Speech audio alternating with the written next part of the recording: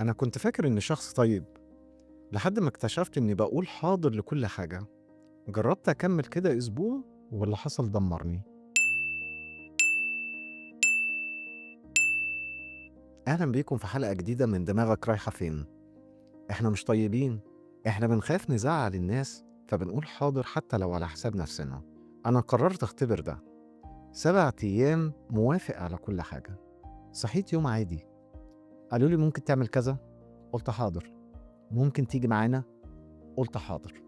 ممكن تخلص ده، قلت حاضر. وفجأة يومي بقى مش بتاعي.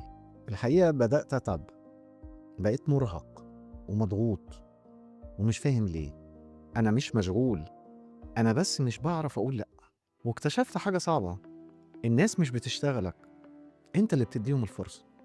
وقررت أقول لأ، بس جسمي كله كان رافض، توتر أو تردد. كلمة لأ كانت أصعب من أي شغل عملته. لما بدأت أرفض، في ناس زعلت وناس اختفت، بس في ناس احترمتني أكتر. أنت مش شخص طيب، أنت شخص خايف، والخوف ده مكلفك حياتك.